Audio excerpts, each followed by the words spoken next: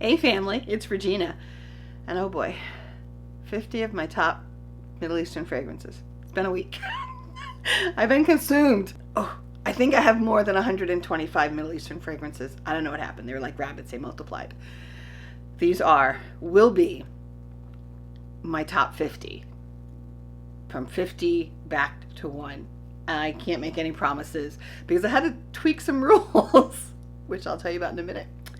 Welcome. This is your first time here. Thank you for joining me. If you're a repeat, hey, thank you for coming and hang out with me. I really do so appreciate you being here. Hopefully you'll find some of this entertaining. I'm not even gonna go into my story. If you've watched me before, you know this is a requested video by at least one lovely person. And so I'm fulfilling it. We're gonna dive in, we're gonna get started. And then I have some things I want to share because it's been a week. And as I like to say, welcome. Coming in at number 50 is Lattafa's Gold Elixir. Hayati Gold Elixir, I believe is what it is. And this one had to grow on me. And the reason why it's coming in at number 50 is because in the mid, there's saffron. And my nose really doesn't particularly care for saffron. But it has cassis in the top, which is a nice fruitiness that I love. But when I first got it, the bergamot and the grapefruit really did a number on this, and it was just way too citrusy for me. But this is number 50. 49, Fakhar Rose by Lattafa. This one had to grow on me because when I first bought it, I thought it was nasty. Now the fruits come in, the pomegranate starts out, fruits and pomegranate for me, and then it's a flower bomb right in the middle, all the way through the end. And then the base has vanilla, white musk, abroxan, and sandalwood. And 3 of the 4 are favorites. So this has really grown on me. 49. 48. Who knew that I was going to like French Coffee by Al-Rehab? I absolutely love this. And again, it's not higher because there are others that I love more, but this has that serious espresso coffee notes, but it also has cacao and chocolate and praline in it, which just sweetens it up and gives it that extra bit of You have to be okay with the coffee at the top. Strong, powerful espresso with sugar. And then as it settles in and gets to the dry down, it just the cinnamon, the cacao, the sugar, the praline, the caramel, it just all softens that heavy duty coffee. Number 48. 47 is Haya. And I should say 47A is Haya because it is followed by 47B, which is Sakeena, and 47C, which is Emaan. I consider these flankers because they look like they're in the same, different colors. I don't know how they're viewed, but the one that captured my heart is this one because this one is starting out so fresh. They have... You're getting champagne, so it's bubbly, effervescent, strawberry, rose, tangerine, blood orange. 47, A, B, and C. I'm not even going to talk about the other two. I just want to let you know that they're included because they are her flanker. And that was the tweak to the rules I did to get 50. 46 is Alexander J's Zafeer Oud Vanille. This has been on my like list since I bought it. Oh, to me, this is just the top. Now, interesting, because I don't get these notes. Top notes are coconut, toffee, and leather. Middle notes are tonka, ylang-ylang, white woods, and cloves. Base notes are vanilla, oud, and musk. But it is by far number 46. 45, Sab'ha Wa Oud, I think is how you say that. I don't know if you do or not. This, for me, is amber chocolate oud. A light oud, but this one is 45. 44 is Dirham. This one is coming to you with rose, orange blossom, and pear. See, and then in the mid it has praline, which is what really worked for me because otherwise it was just a basic rose fruit scent. This is 44. 43, can someone tell me how this one swooped in? This is Musaman White Intense by Lattafa. This is coming in at 43. Coming in at 42, A and B, is the Mayars. Mayar Original, Mayar Natural Intense that just came out this year that has quickly become a favorite of mine. This one has the raspberry fruits. This is just fruity, springy, summery. 41, A. 41B. And this one, well, there's a flanker and we picked, this one I do absolutely love, like a lot, because it's aquatic and it just smells very fresh and water. 42, A and B. Coming in at 41, Blueberry Musk by Ana Abiyedh. This is straight up blueberry. I mean, this is what I get out of it. This is just a really springtime fruit bomb. And I don't have very many blueberry fragrances. Now, I'm not gonna lie, it can come off a little synthetic at first. Let it go through its paces and dry down. It's coming in at 41. All right, guys, number 40 is Khurah by Lattafa. You're going to see a lot of Lattafa. That's obviously one of my favorites. Is this focusing? I can't tell. This almost didn't make it because it is such a fall winter fragrance. It is incense, it is oud, it is woody notes, but it just smells so good. And I had to just go in general. I may not be wearing it now, but I'm glad I have it. I know it's number 40. 39, Ansaam Gold. This one didn't get higher because I find it to be almost too sweet. And that really is for me when it shines and when it gets down the base. Otherwise, the initial spray and the middle is just a little bit too much for me. But it's still 39. Number 38, Ana Alawwal. Nobody seems to talk about this. I personally love it because it has the crown. It really is very, very nice, not very talked about, and it's 30 bucks on Amazon. I'm not giving y'all prices on most of these, but since this is not heavily talked about, just putting it out there in case you like those notes. All right. Number 38. Coming in at 37 is Sheik Al Shuyukh Deluxe Edition. This is good. Now the interesting thing is that the top notes are rose, cinnamon, and saffron. Look at that, because I don't even like saffron, but I love this. Because then you have caramel in the mid. Definitely for me another fall scent, but definitely number 37. Coming in at 36 is Fragrance World's Vanilla So Sweet, which is supposedly a dupe of Guerlain's, obviously, Spiritueuse Double Vanille. I had to learn to like this, even though it's coming in at 36. And that is because, to my nose, it is not a very good dupe of what it should be duping, but rather is more similar to Angel Share. There's a lot of cinnamon, a lot of spice in that top. This is coming in at 36. Coming in at 35 is something I picked up in Istanbul last year. It's called Emissa Golden Oud. It's a spring scent for me. It's 35, Emissa. Coming in at 34 is Lattafa's Ramz Gold, and that's 34A because 34B is Ramz Silver. To show you that I'm surprised it's not higher, this has all these gorgeous fruit notes at the top. Most of these notes I absolutely love. And this, like I said, it's 34A, 34B. All right, coming in at 33, Shaghaf Oud Tonka, that's A. And then here's Shaghaf Oud Ahmar at B. And the reason why this did not get higher on my list, out of my top 50, is because it smelled a lot like the Jergens lotion I remember from back in the day. But in here, to my nose, it smells very similar to Jergens lotion. And that's why it didn't get higher. But it's still worth being number 30. All right, 32 is Oud Mood Reminisce, but that's 32A. Because 32B is the basic Oud Mood. I like them both. I just like Reminisce slightly more because this has more fruit, it's a little lighter, a little more feminine leading than unisex leading. And this one is lemon, raspberry, saffron, cinnamon, and orange. Notes of lavender, cardamom, bay leaf, nutmeg, and caramel. It's that caramel that gets to me. And then the base is musk, cedar, oak, amber, vanilla, and wood. 32. Oh, this was another one that was decluttered or in the rehome box and got saved because it had matured when I went to test it back.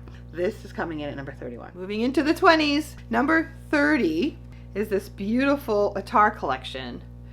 And technically it would be A, B, C, and D because I have 4. Arij, Crystal Love, which is my favorite of the 4, to be honest with you. Hayati, and Celtic Nights, which apparently is probably, from what I could tell, the most popular of the 4. 30 A, B, C, and D. 29 is a new one to my collection, and that is Epoque Artistique, which looks like this. It is because it is probably lighter. Yeah, see, it is more of a spring, summer, early fall scent than it would be a fall, winter, which is what I was doing last year. So this is number 29. 28, Bint Hooran. This is definitely a more fall. Gorgeous. 27. Not a surprise for a lot of people because that is Junoon Noir. So popular amongst everybody. I forget the one that it's a dupe of, but it's a dupe. It's delicious. Number 26 is a Mayar, but not the Lattafa Mayar that you're probably familiar with. This is gorgeous. Fruity, sweet, floral. Just a nice year-round, but probably more focused on spring, summer scent to me. Number 20. Number 25 is not going to be a surprise to a lot of folks. This is Modest Deux, which is a dupe of Trésor Nuit by Lancôme. Do, however, love this one.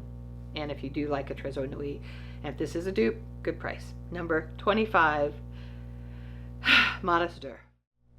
Number 24, not one that's talked about much in the Fragcom. This is Jamila by Martin Martin. This is something that I'm going to be wearing this spring, for sure. Number 20. Here we go. Number 23, A and B.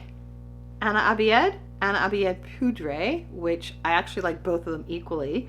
Poudree I think is a little softer. Both of them are coming in as floral. Great spring weather. But number 23, Ana Poudree.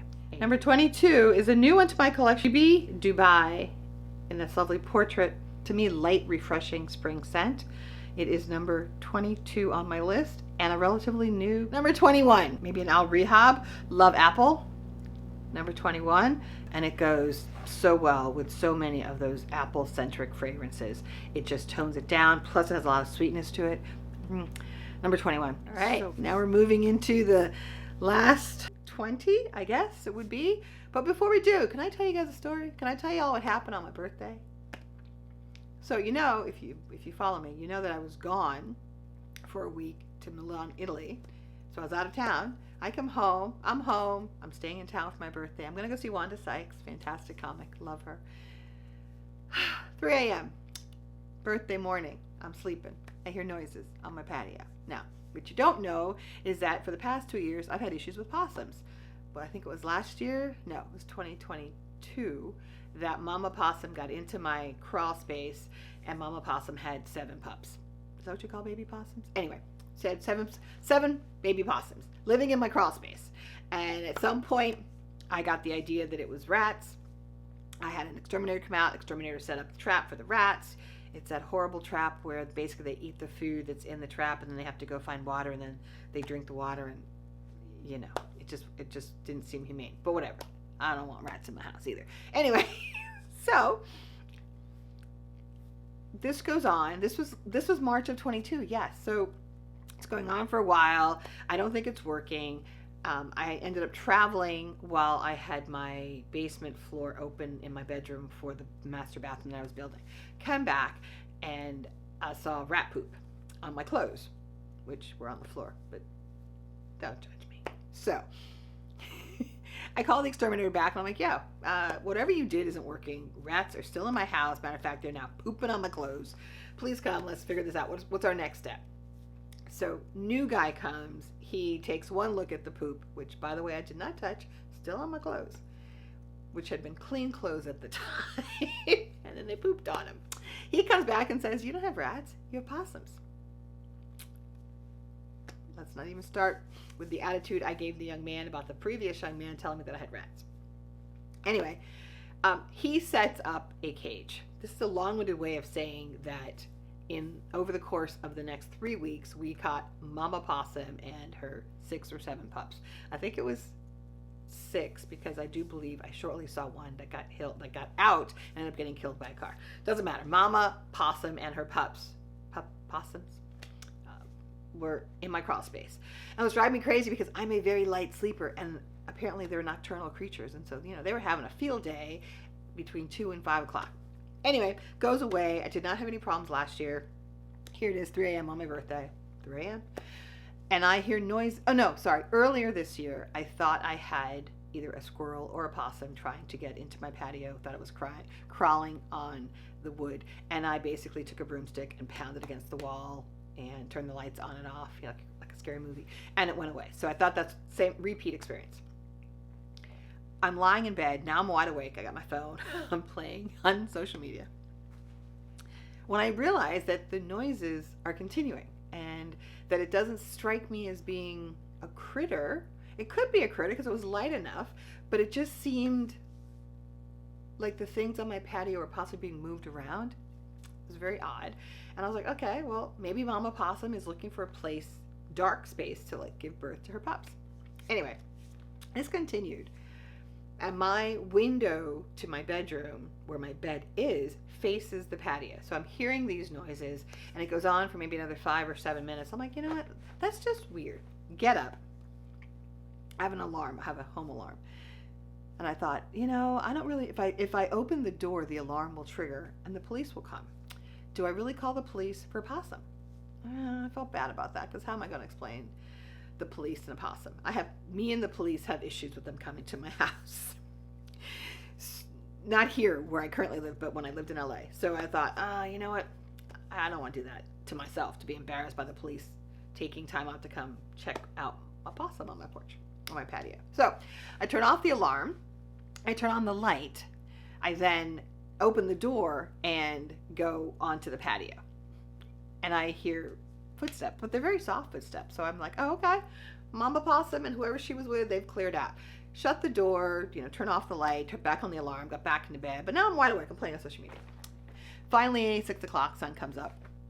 I decide to, you know, go check out what's going on. Like, what did the possum poop on my porch?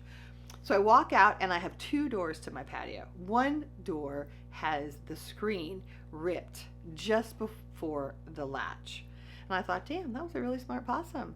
Like, crawled up the screen mesh and then used its talons to rip the thing. Wow, pretty smart possum to actually figure out how to unclasp the latch, right? Okay, and it's one of those little ones, the little L-shaped ones or the J-shaped ones. You just, you know, nothing big. I was like, huh.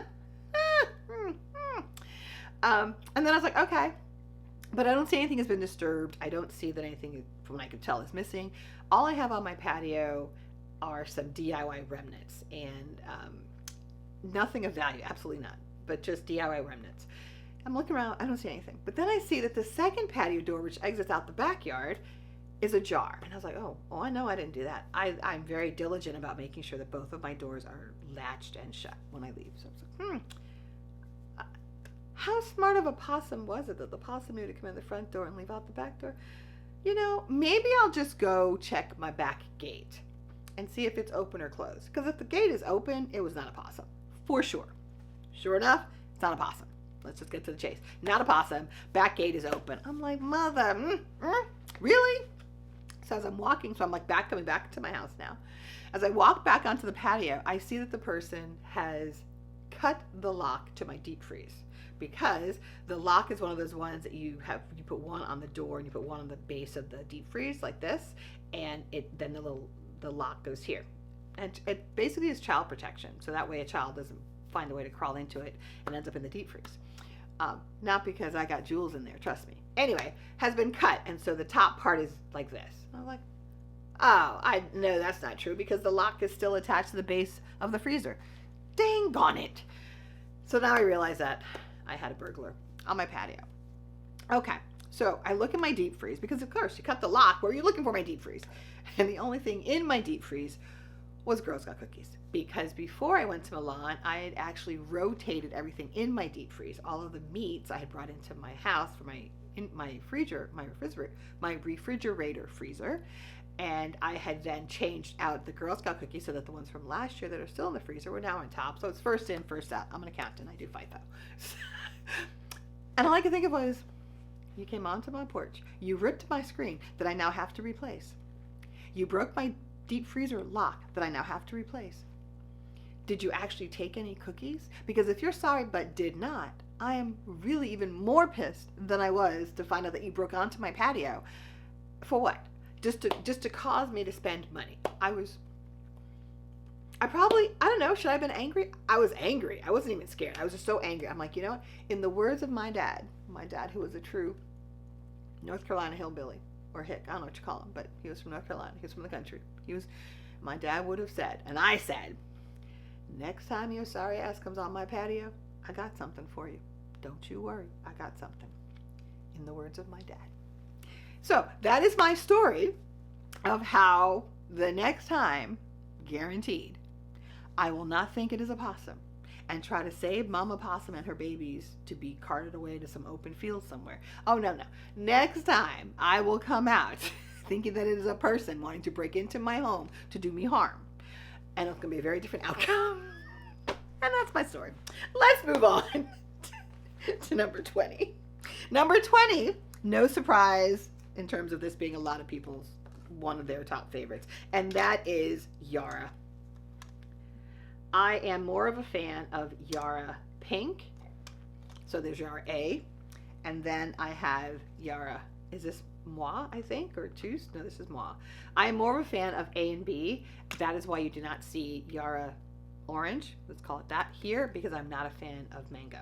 But I find this Yara over time has become much more velvety, much more creamy, like strawberry or raspberry ice cream, as opposed to when I first got it, it was much more like strawberry quick, and I just didn't like that. But these are the Yaras A and B, and they're in spot number 20. And spot number 19, this is another one that's a recent addition that has just sort of come in and taken its place, and this is Harim Al Sultan.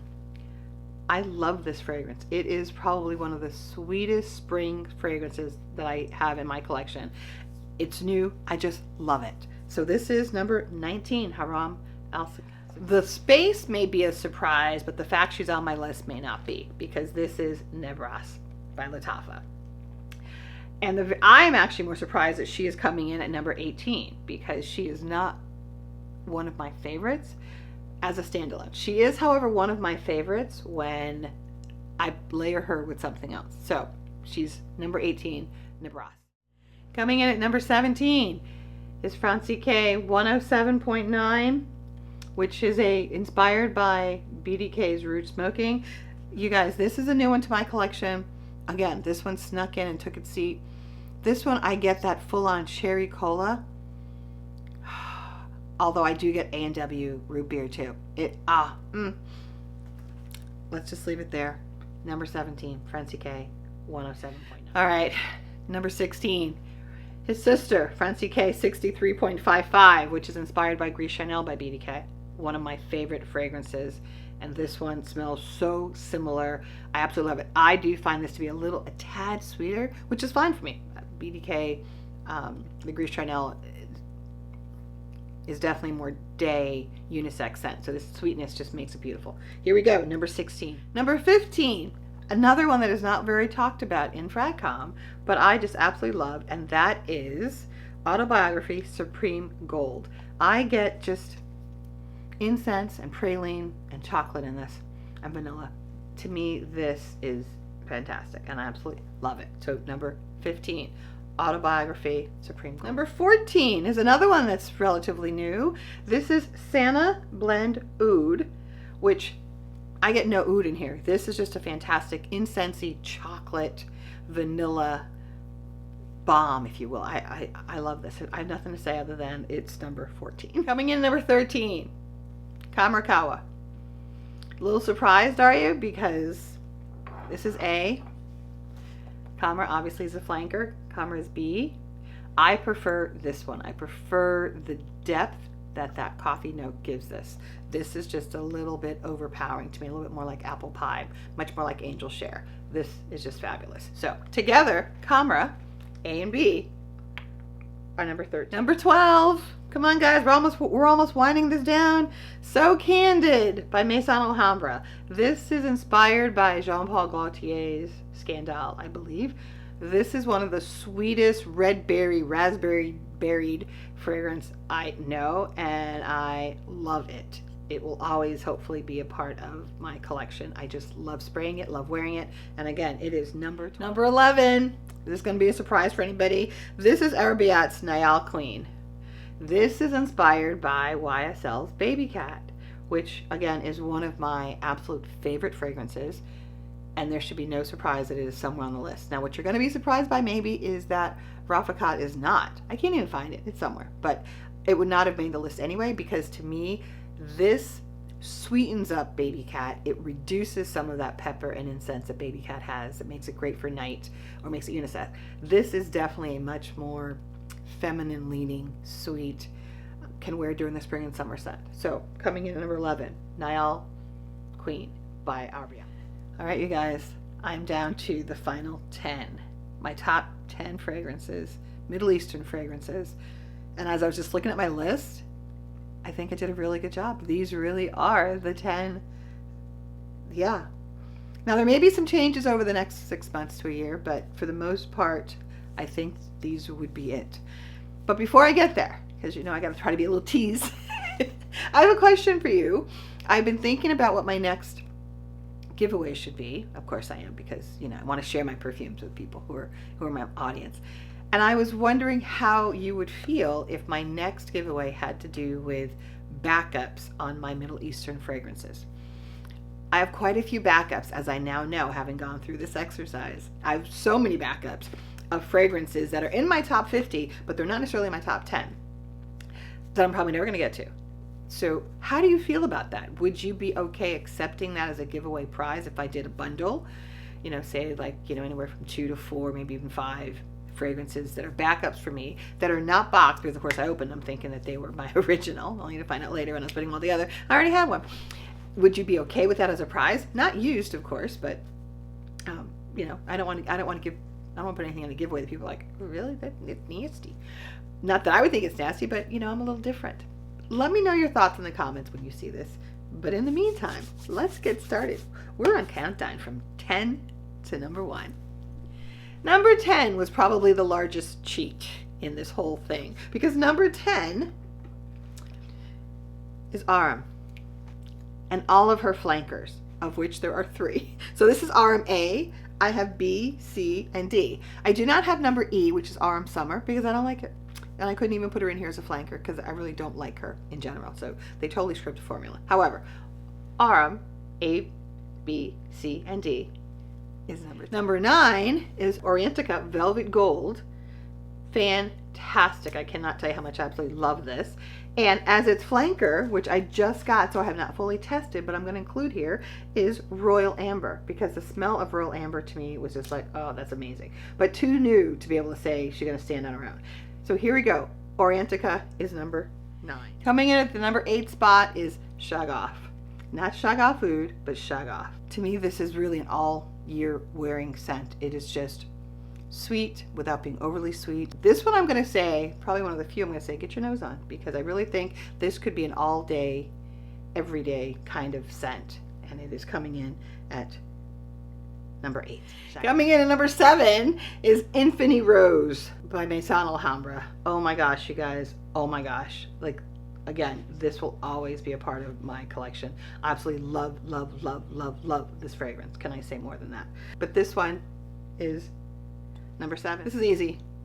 Number 6, Choco Must, with its little Choco Must oil. I have multiples of these because this is something that can layer with anything. And I have multiples of these because this really does enhance anybody's chocolate or vanilla fragrance. So coming in at number 6, Choco Must. What can I say about number 5? This is nothing that is talked about, but is one that I absolutely love. This is Sab'ha Wa Gold, and I hope to be able to wear it more this spring. This is something you should get your nose on. I don't remember it being expensive, but get your nose on it. And if you've smelled it, tell me what you think of it in the comments. I would love to know. Coming in, number 5. Right, guys, if you have watched any of my previous Middle Eastern videos, these are probably not going to be a surprise. These are my top 4. They will be a part of my fragrance collection forever, or until they discontinue it. And even then, hopefully we'll have backups that will take me through forever. Coming in at number 4, the ever popular Casablanca. Apples, grapes, sweetness. This could be another everyday scent, and will be a great scent in spring and summer. And probably those apples could even go for fall. But in any case, Casablanca is my number 4 and will always be a part of my collection. My number 3 will always be a part of my fragrance collection. And this is Viola by Ajmal. This is one of the juiciest, sweetest. The red fruits are hitting me. Raspberries, strawberries, red currants. I mean, it's all just coming at me. It's just such a fruity, it's a fruit bomb. Viva Viola is what the name of it is. Sorry, not Viola. Viva Viola. Forgive me. This is worth a trip to Dubai for me to be able to find this. Yep, it's worth it. To have multiples of these. I believe I gave away my backup as a gift. So I may have to plan a trip to Dubai to go get more. But coming in, number 3, Viva Viola Oud. I'm sorry, I'm not speaking to the choir because y'all have heard me say this at least 5 times if you've seen any of my other videos. Coming in at number 2 is going to be Washa Washa. Guys, I don't even know what to say. I picked this up in Dubai. It converted to being less than $5. It was $4.99 for this size bottle. The price has gone up since then because I bought it a year ago. This remains one of my all-time favorite fragrances. It is sweet. It is light. It is a designer-esque fragrance. Beautiful. Just beautiful. So of course it's number 2. Number 2, Washa Washa. Washa Washa. Oh, well, I can't even say it. The poor guy, when I went to go buy it again, looked at me when I was saying it and I had to write it down. He goes, and then he pronounced it correctly. I was like, oh yeah, no, but that's it.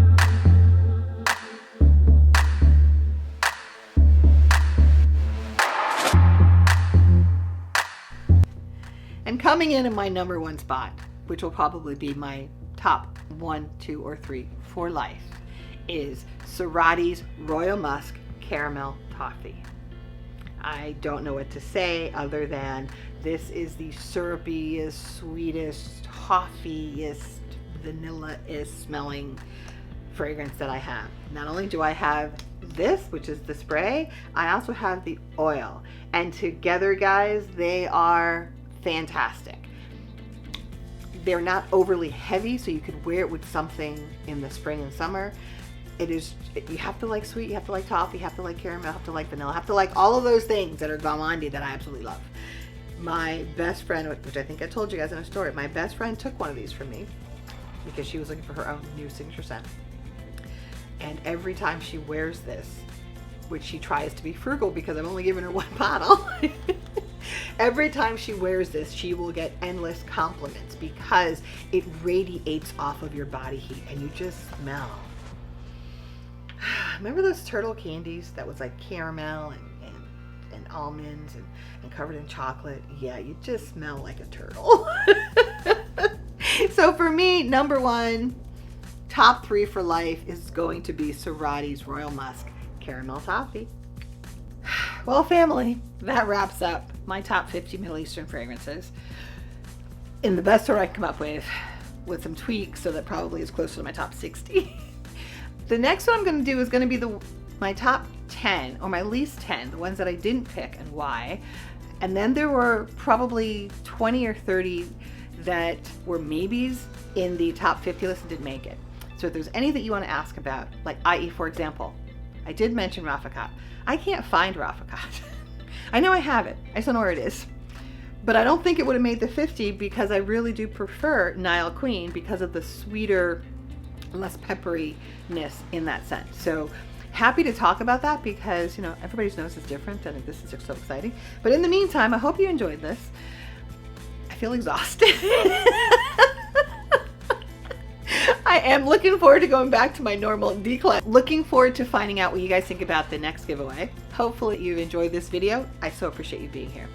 And as always, thank you. And we'll see you next time. Cheers.